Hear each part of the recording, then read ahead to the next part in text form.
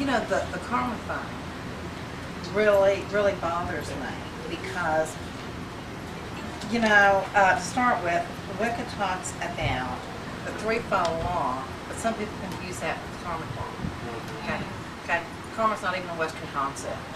Okay? And we got it all screwed up in this Yeah, translation. it's an Eastern concept, and what that particular culture thinks that the good karma is the bad shit that happens to you, really. Okay, I mean that's what it boils down to. Because if you didn't have the bad shit, then you wouldn't appreciate the good shit.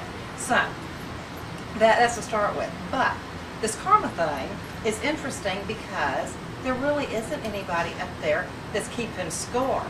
When you feel good about something, you just gave yourself good karma. When you feel guilty about something, you just gave yourself bad karma. You know, you're the tally keeper. Yeah. Mm-hmm. And because again, you know, if the gods live within you, then you are the gods and they are you. Okay? So you're one. So you're the one keeping the talent here. Which is kind of interesting because that makes some things really screwed up. For example, did Jeffrey Dahmer have any remorse for what he did? He felt okay about it, so I guess he got good karma for that. So you know, so what I'm saying is, you need to forget about, you know, what's good karma, what's bad karma. I mean, I don't believe that you would intentionally do anything to harm someone. However, you do realize, don't you, that it's very difficult, well, it's impossible to follow this harm none law because every time you take a breath, you are killing millions of bacteria. And for all you know, we're bacteria on one of the God's toes. Okay? People don't believe. Well, you know, well, exactly. So, you know, and it took me a long time for that to hit me. You know, sometimes you have these epiphanies. Right. And it was like, oh, holy shit. Well, to heal you, to heal, something has to die. Exactly. So the harm none, which includes yourself, but then, you know, it begins this whole blah, blah, blah. Now, listen.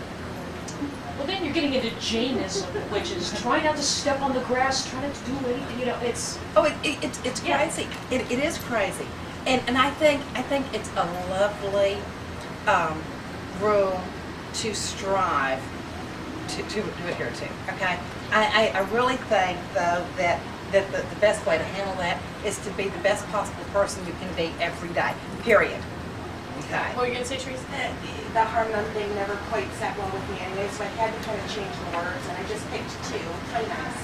Yeah. We teach our preschoolers that. That's all you gotta do. It's, you know what, darling, you're exactly right. In our household, when I was raising Jeremiah, the only rule we had was if it's not nice, don't do it. Period. Okay? So, And if you have to call me and ask me, you know already you should not. Yeah, if you have to ask, you already know. be calling them all the time. I just had this throw at you. I know, I think I already know what your answer is going to be. So maybe you should ask Jackie, huh? I want both of you because I still want your opinion of this. Say, for instance, someone is devastating their life. And I have had so many different viewpoints about this that, no, you should not use magic to teach them lessons, or who are we to teach someone else lessons, or who are we gods to do that with. And I myself personally think that's bullshit because I believe that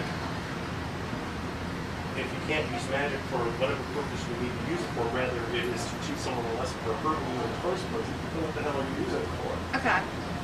To start with, I don't think you should hide behind magic. Right now. If you can straighten this out Right. on the mundane, even if it's to walk over and punch the poor bastard in the face, if that's going to fix it and make you feel better, all right, okay, then I think you need to go there and pay the $55.50 for salt, and just be done. Yes, and just be done. Okay. If you can't, if you have tried to handle it on a mundane level, every which way, then yes, use magic. Just don't use magic to hide behind. Okay. Yeah, somebody said to me one time, I was burying somebody in graveyard dirt, and they said, oh my God, Dorothy, you realize, don't you, that could kill that person? I said, I'm going to tell you, if I could reach her, if she were standing here in front of me, I'd pop a tab on her in a heartbeat and call the cops and tell them that she was dead, come get me. But I can't. Okay, so this is what I'm going to do. Now, it is not my intention to kill her, but if I read in the newspaper, if I read an obituary for her tomorrow, I'm not going to bat an eyelash. So this is how I'm going to handle this, and I own it, and that's fine. But that's what I'm saying. I don't believe in being a victim. Okay. You choose who you are. Right. Okay. And two, I like to bless them with everything they ever wanted. They're completely distracted now. I am off their radar, and I can move on cleanly. Which story do you want me to tell, darling? That one with the house and the dead kittens. The what? Remember our neighbors who used to live in the cockroach house? Oh. Well, I got lots of stories. Let's see which one I'm going to tell. But most recently, there was someone who decided they were going to slam me on the internet because of my association with somebody else. And they don't even know her. They don't know me, and they don't know the other person either. And so I refuse to read it. I refuse to engage. Because that's when somebody is making your life miserable, when somebody's poking at you, when somebody's trying to bully you, the point is your engagement. Mm-hmm. That is that is the only point. And the reason, so you just don't feed the animals. So I don't feed the animals. Here's how it really hit me. This is how it really hit me. Is that I looked at their posting, and I looked at it without really reading it because I just was not interested in absorbing that stuff into my brain.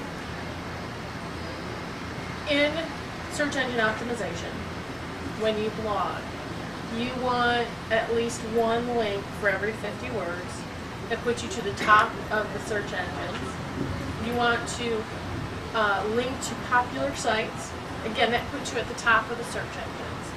Now, if you're linked back to them, if that whatever you link to links back to them, that shoots you right straight up to the top 10 when anything similar is searched. So I looked at that and I went, oh, look it, she's doing search engine optimization on my site, on my popularity, on my customers, on my tiny bit of fame that I have. And it hit me. That's what bullies are doing.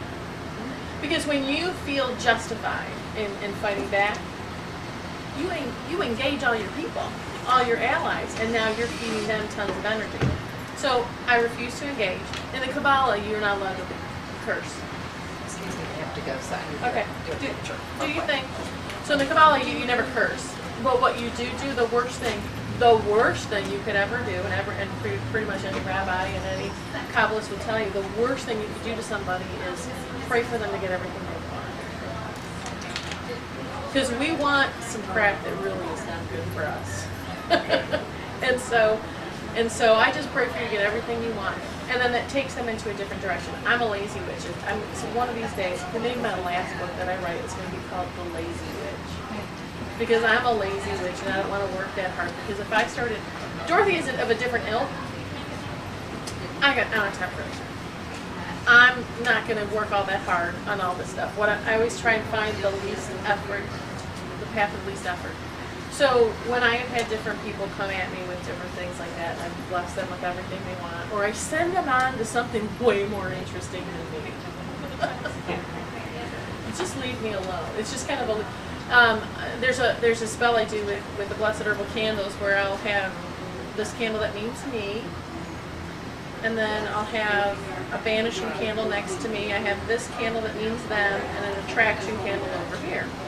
So I have these three candles together.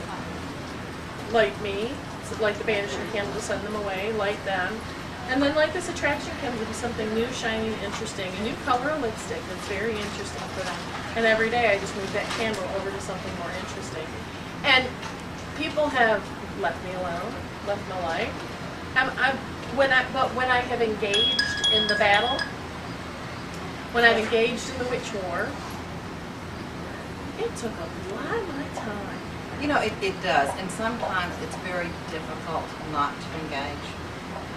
We have a mutual friend who is famous for stirring the pot. And he does not understand that when you stir the shit, it's going to get on you and you're going to stink. I mean, just happens. And he can never understand why he's always in the middle of some kind of crappy bullshit, but that's wrong. I mean, I've been in situations where I was accused of some things unjustly, and it was very difficult for me not to go, oh no, you weren't there, you don't know, blah, blah, blah. But it was a situation where no matter what I said, it wouldn't have fixed it. And so I had to learn to sit on my hands so I wouldn't type anything. I watched everybody talking shit about me, and I just let it go. At the end of it, I came out smelling like a rose, and the other people were, you know, were revealed for who they were and what they were, and that was fine. But that was really difficult for me. So, you know, sometimes that takes a lot out of you too. Right. But it's for the best. So if it's going to serve you better, not to engage fun, okay? If it's going to serve you better to just whip their ass up and down Main Street, then that's the route you should take. It depends on what's going to serve you better. Just say, and you stop in the tracks. Not necessarily even engaging in a conversation. Okay, here's one for you. Is this somebody who you actually know face to face? Not recent. I'm not saying for me personally now, Okay. but I'm But saying in if general. it's somebody that you know face to face, you know, the stop them in their tracks thing, pretty damn easy. All you need is the indentation of their footprint, and you just drive a nail in it and be done. That literally does stop them right in their tracks. I usually ask, what is the connection? Why am I still thinking? You know, if somebody's a pain in my ass, I'm just no longer involved with them in their life than with mine. You know, I'm done. one of the coolest things that Jacki said to me recently was we were talking about some situation, and I was going, oh my God, blah, blah, blah, blah, blah. She said, I just decided that those are not my people. And I thought, yes, I love that. You know, I was these are morons, these are idiots, these are unsavory characters. They are not my people. And so, And that was magic in itself. that was magic in itself. So, what, you know, if somebody is literally in the middle of my life and doing me harm and actively doing this, I take a lot. Some of the stuff that Dorothy said, I absolutely do. If I want to punch them in the face to get them away from me, if I feel they're really physically doing me harm and I need to stop them in their tracks, absolutely. And then I say, all right, what's the energetic connection between us? What's the lesson in this? What is it that I need to clear? Because really, if you fix it within you, the rest of the world eventually falls away with it or adjusts with it. You know, and I think one of the most magical things that we've got, I know, it's black flies. Yeah, I know, just got me too. Yes, little fucker. Don't engage the animals. I really think that doing something nice for somebody every single day is a tremendous magic that we have at our disposal. It doesn't have to be anything big. This can even just be a smile and a good morning at a stranger. And you will be amazed at how much smoother your life goes and how much happier life is. And the blessings that come back. I mean, it really is as easy as a smile, or gosh, you look nice today, or, you know, and occasionally, like if I'm driving to New England, it seems like every 2 miles they want a toll, toll payment. And so it's always almost, $100 to get there and $100, coming back on tolls. But a lot of times I will pay for the toll for the person behind me. And I am sure, and I don't wait for them to wave or anything, I just go on about my one. I am sure that probably blows them away.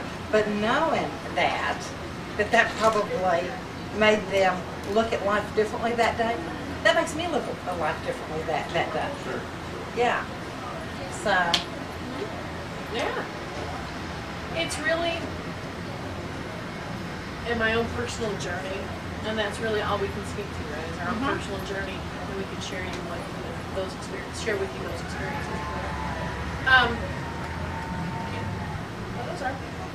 I think so. I heard People clapping and yelling. I don't know what that was all about. Did they have a drawing for something? I'm just that good. I guess you are. So, whether it's I'm feeling the lack of love, lack of prosperity, feeling the need for something, it's usually, for me, a fear, a belief, something within there that needs a little cleaning up. Just needs a little bit of cleaning up. And you can absolutely make yourself miserable with all this. And I watch a lot of people do that. There's a friend my husband has who she is like a walking tragedy. And he tells me the stories about how she's kind of every time I find out some new bullshit that's going on in her life, and I was. And if there's constant bullshit, you gotta wonder why. That's what I It's said. constant, That's what I said. And so when we were talking about some of the different things that have happened, and I'm like, you know what? Yeah. But she created that. She created that because of the decision. No. Look it. Let's go back to she decided to marry this guy. Let's go back to that part. She decided to put her, and that was before she married that guy. She decided to put her life in this person's hands for job and home and all this other stuff. So she continues to make those decisions that puts her out of control of her own life.